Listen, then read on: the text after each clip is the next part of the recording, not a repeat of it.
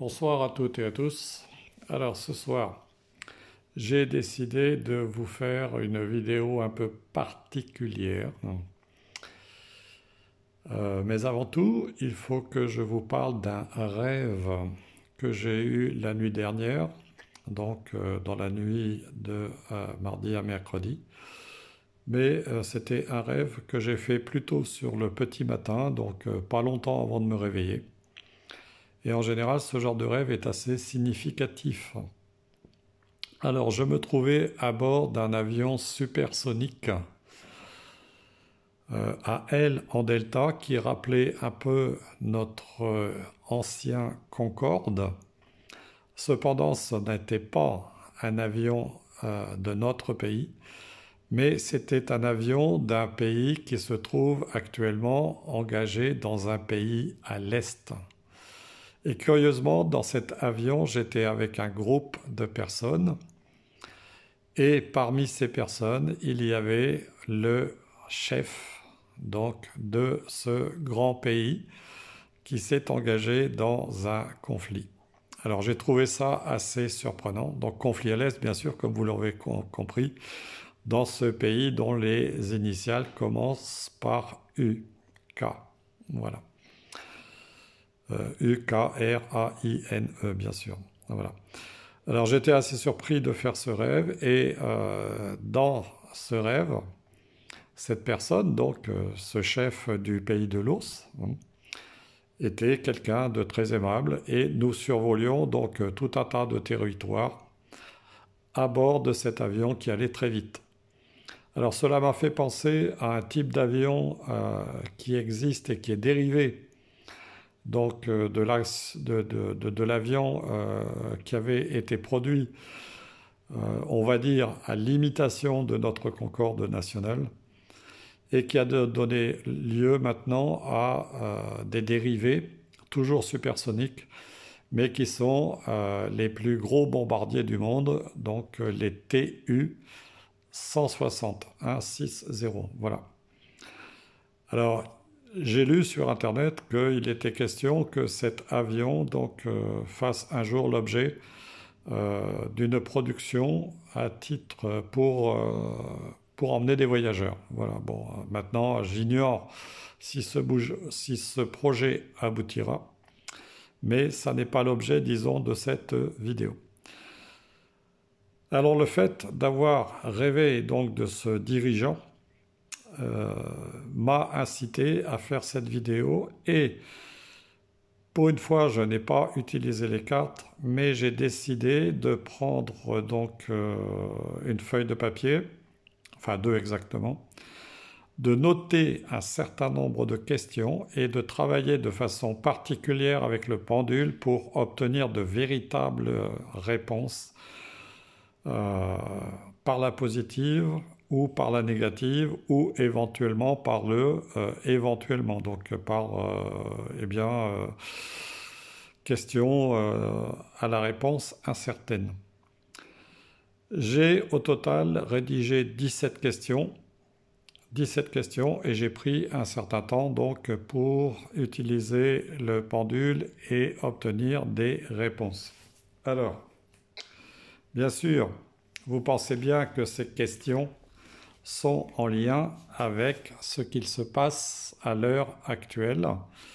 Et pour illustrer donc les réponses oui ou non, j'ai choisi les deux cartes de l'oracle d'Amandine-Roy, donc qui présente la carte négative ou la carte positive.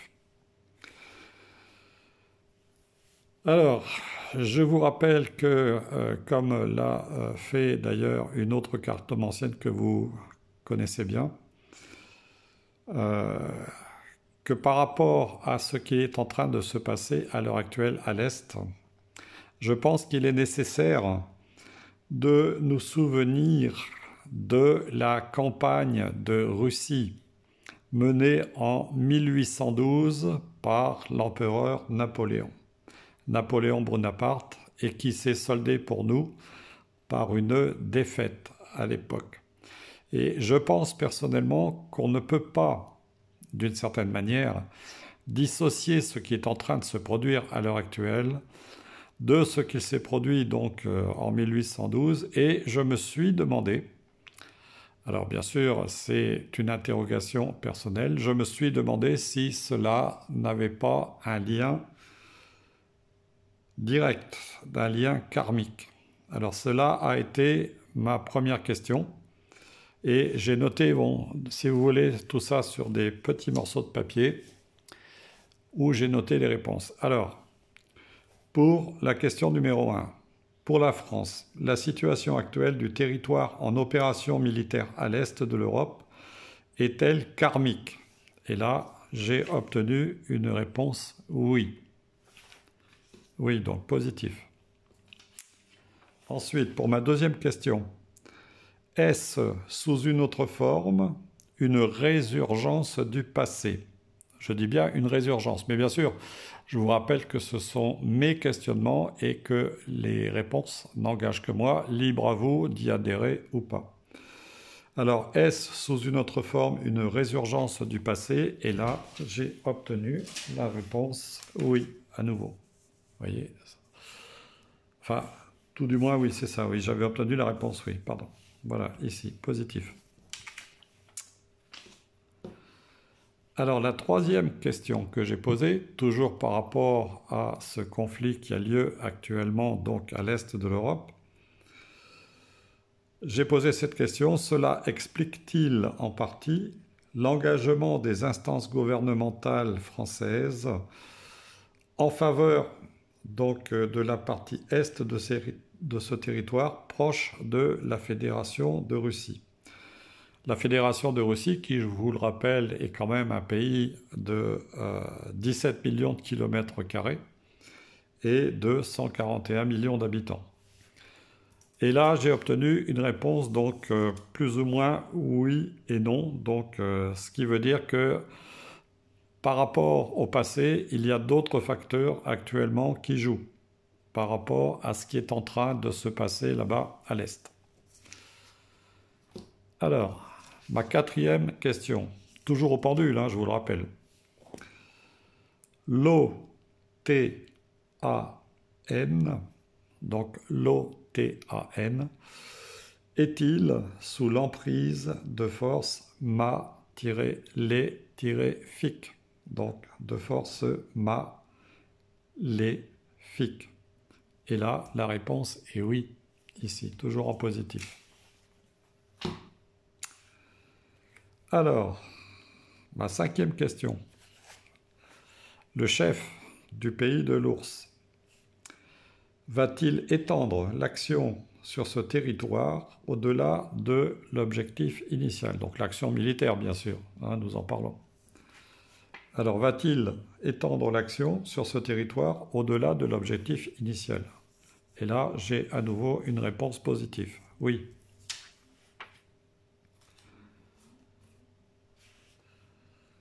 Alors, la sixième question, puisque j'en ai posé 17 au total, hein, ça n'est pas anodin d'ailleurs que j'ai choisi le chiffre 17. Le chef de l'ours va-t-il engager les troupes pour rejoindre la partie russophone de la MOL-DA-VI? Donc, va-t-il engager les troupes pour rejoindre la partie russophone de la MOL-DA-VI? Et là, j'ai à nouveau une réponse positive. Alors, je vous rappelle hein, que ce sont mes ressentis, mes réponses obtenues avec ma façon d'utiliser le pendule et que ça n'engage bien sûr que moi. Libre à vous d'y adhérer ou pas. Et bien sûr, comme toujours, par rapport aux questions que l'on pose, il est nécessaire de se référer aux faits qui se produisent véritablement sur la Terre, donc sur le théâtre de la vie terrestre, qui est, comme je vous le rappelle aussi, le lieu d'affrontement entre les forces donc obscures et les forces du bien. Alors, maintenant ma septième question était les forces de l'Ouest. Donc vous savez lesquelles, bien sûr, puisque je vous les ai données tout à l'heure, donc OTAN. Donc les forces de l'Ouest pourront-elles contrecarrer l'action du chef du pays de l'ours? Et là, j'ai une réponse négative. Donc cela semble indiquer qu'à terme, euh, ce président de ce grand pays va obtenir le succès dans l'engagement, donc dans l'action qu'il a initiée, pour les raisons que vous connaissez, mais qui sont, disons, indiquées sur d'autres canaux que les canaux officiels. Vous me comprenez, bien sûr. Alors ensuite, ma 8e question. Le chef du pays de l'ours, donc Vladimir, pourra-t-il atteindre tous ses objectifs pour ce territoire, donc où se battent les soldats de deux factions ennemies actuellement? Là encore, j'ai obtenu une réponse positive. Donc Vladimir P pourra atteindre ses objectifs pour ce territoire tel qu'il les a fixés. C'est une réponse positive pour moi.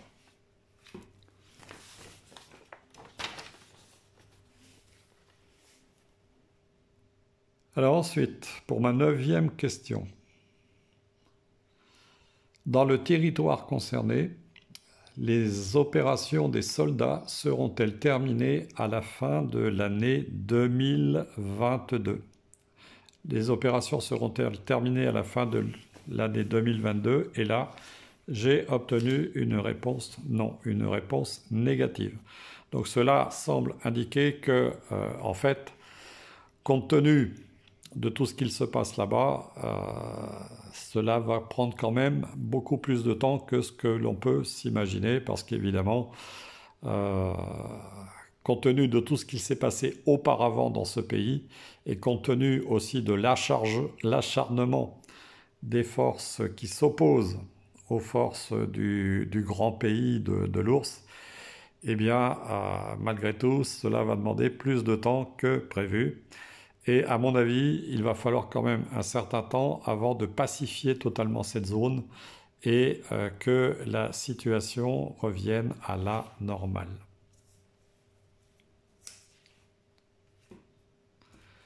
Alors ensuite, ma 10e question. Ça va concerner un certain nombre de personnes justement qui s'opposent à lui. Le chef du pays de l'ours usera-t-il de représailles contre les dirigeants de l'OTAN? Et là, j'ai obtenu une réponse oui, une réponse positive. Donc on peut être certain que, comme d'ailleurs il l'a promis, il l'a dit, il exercera des représailles contre les personnes qui se sont opposées à lui dans cette action militaire qu'il a fait engager par ses troupes. Alors maintenant, ma 11e question. Le fou de l'Élysée sera-t-il concerné par ces représailles? Alors je vous rappelle que le fou, c'est une pièce du jeu d'échecs, et il faut savoir que dans les temps anciens, notamment en Inde, donc il existait une forme de jeu d'échecs, et même dans d'autres temps, et même ailleurs d'ailleurs qu'en Inde, le jeu d'échecs était d'abord considéré comme un jeu divinatoire qui permettait de savoir si des armées donc, qui s'opposaient auraient la victoire ou la défaite. Voilà. Donc le fou est une pièce d'échecs, d'ailleurs comme le cheval qui invoque la cavalerie. Bien sûr, nous avons le roi et la reine qui indiquent les dirigeants du pays, hein. Nous avons la tour, donc qui peut évoquer aussi les tours de défense, etc. Nous avons bien sûr le fou qui lui se déplace en diagonale. Donc le fou de l'Élysée sera-t-il concerné par ces représailles? Eh bien là, la réponse ici est oui. Alors il aura peut-être intérêt à faire attention, à mon sens. Mais là encore, hein, je vous rappelle que ce sont mes questions, que c'est ma façon d'utiliser le pendule et que vous êtes libre ou pas d'adhérer à ce que je suis en train de vous dire puisque ça n'engage que moi. Ensuite, ma 12e question. Le fou de l'Élysée va-t-il tenter d'enclencher un troisième conflit mondial? Et là, hélas, j'ai une réponse positive. Donc il est certain qu'avec ses acolytes de l'OTAN, ou plutôt celles et ceux qui le dirigent dans tout ce cinéma, eh bien, il est certain que ils vont tout faire pour justement essayer d'enclencher un troisième conflit pour masquer tout un tas d'autres choses comme nous le savons, vous et moi, puisque nous sommes des gens qui nous informons autrement que par les canaux officiels. Hein. On utilise des canaux parallèles. Voilà. Ensuite, ma question numéro 13. Joe le fou. Alors là, bien sûr, vous imaginez de qui il s'agit. Hein. C'est celui qui se trouve de l'autre côté de l'Atlantique. Joe le fou, d'outre-Atlantique, va-t-il en faire autant? Donc va-t-il essayer d'engager son pays dans un troisième conflit mondial? Et là, j'ai une réponse positive, puisque nous savons qu'actuellement, bien sûr, ils sont en train de mettre beaucoup d'argent sur le tapis pour justement chercher des noises, on va dire, au chef du pays de l'ours. Ce qui ne va peut-être pas, disons, leur amener des choses très positives, parce que je vous rappelle quand même que dans l'histoire, l'Alaska était un territoire qui faisait partie du pays de l'ours et que le pays de l'ours a revendu justement à ce grand pays outre-Atlantique, les États-Unis. C'était une transaction qui avait eu lieu à l'époque. Mais il faut se souvenir que justement l'Alaska est quand même très proche du pays de l'ours et que disons que certains engins volants pourraient bien peut-être le toucher en premier, et moi ça m'ennuierait quand même un peu parce que j'ai quand même de la famille qui vit là-bas. Voilà. Mais on ne peut pas pour l'instant donc trop savoir ce qui va se passer. Souhaitons et prions ardemment, et c'est pour ça que j'ai une bougie qui brûle, même si à cause de certains reflets vous ne pouvez pas voir la flamme, mais prions véritablement pour qu'on évite l'escalade, parce que ce sera plutôt néfaste pour l'ensemble de l'humanité qu'autre chose. Et cela, c'est facile à comprendre. Alors, ensuite, ma 14e question, et là, ça nous concerne directement, parce que je sais que beaucoup d'entre vous ont des inquiétudes. Bon, évidemment, hein, je regarde aussi les vidéos que font un certain nombre de mes collègues, féminines et masculins, en cartomancie, en astrologie et autres, et tout le monde se pose des questions, bien sûr, par rapport à cette folie qui a lieu à l'heure actuelle, et qui, d'une certaine façon, comme je l'ai demandé dans mes premières questions, pourrait nous rappeler ce qui s'était produit déjà lors de la campagne napoléonienne contre la Russie, qui nous avait valu une cuisante défaite, hein, et qui avait quand même, si vous regardez l'histoire, impacté un nombre d'hommes très très important, très important. Donc ça prouve que déjà les armées à l'époque étaient en grand nombre. Alors souhaitons évidemment que nous puissions éviter l'escalade et prions ardemment pour ça. Alors ma 14e question, l'ours attaquera-t-il la capitale française? Et là, j'ai une réponse négative, donc j'ai non. Donc, alors comme je vous le dis, ce sont mes questionnements, ce sont les réponses que j'ai obtenues au pendule. Libre à vous d'y adhérer ou pas, ça ne concerne que moi. Ma 15e question est celle-ci. Et là, ça concerne le monde entier. Et risquons-nous de voir des champignons dangereux dans l'atmosphère terrestre? Alors, quand je parle de champignons, et c'est pour ça tout à l'heure que sans doute j'ai fait ce lapsus de la cuisine, ce ne sont pas des champignons comestibles dont je parle. mais plutôt des champignons qui s'étendent dans l'atmosphère après certaines explosions, si vous voyez ce que je veux dire. Alors, la réponse que j'ai obtenue à cette question est à nouveau négative. Non. Alors, comme je vous le dis, regroupons nos forces et faisons preuve de solidarité et surtout euh, joignons-nous dans les prières, même si nous le faisons à titre individuel, toutes nos prières se rejoignent. Prions véritablement pour la paix mondiale, pour que nous évitions justement un jour ces champignons qui sont plutôt dangereux et même mortels. Voilà. Ma 16e question est celle-ci. Le conflit à l'Est va-t-il devenir mondial?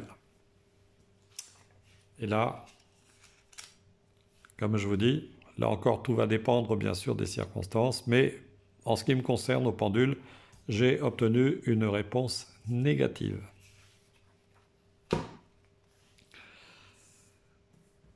Et enfin, une dernière question, là, donc la 17. Alors là encore, ça n'engage que moi, hein, et je vous demande surtout, parce que, quoi que vous pensiez, même si actuellement j'ai peu de temps pour faire des vidéos, vous savez, quand vous êtes médium clairaudient comme moi, que vous captez énormément de choses, je capte, même ne serait-ce à travers vos écrits, je capte quand même beaucoup d'inquiétudes, d'angoisse, de peur. Alors surtout, évitez d'alimenter ces peurs, parce que là, vous alimentez le camp de l'ombre. Soyez optimiste, soyez dans la joie, soyez dans l'amour, soyez dans la fraternité, soyez dans la solidarité. Bon, moi personnellement, bon, bien que je ne vous en parle pas, j'essaye d'aider des gens dans la mesure du possible, dans la mesure de mes moyens. Si nous en faisons toutes et tous autant, il faut se souvenir que toutes nos actions s'inscrivent dans la mémoire de l'univers, et cela est pris en compte justement par le monde spirituel. Alors ma dernière question, la 17, la France verra-t-elle des soldats du pays de l'ours sur son territoire? Et là, j'ai obtenu une réponse positive. Alors bien sûr, cela n'engage que moi. Il va falloir étudier les faits qui vont se produire au fil des semaines, des mois qui vont venir. Alors c'est une possibilité bien sûr, hein, comme tout ce qu'on vous annonce et tout ce qu'on vous dit. Hein, mais personnellement, j'ai toujours eu le ressenti que nous risquions de voir des soldats de ce grand pays débarquer chez nous. Cela pourrait être dû aussi à certaines circonstances que nous ignorons pour l'instant parce que nous n'avons pas la vision globale du futur, hein, que nous ignorons puisque le temps n'existe que sur Terre et nous ignorons tout ce qu'il peut encore se produire d'ici la fin de l'année, l'année prochaine et les années suivantes. Mais je vous répète que personnellement, j'ai perçu qu'en 2025, tout ce que nous vivrons à l'heure actuelle, donc, aura eu une fin d'une certaine manière et qu'il se peut que nous soyons passés dans une autre forme d'existence.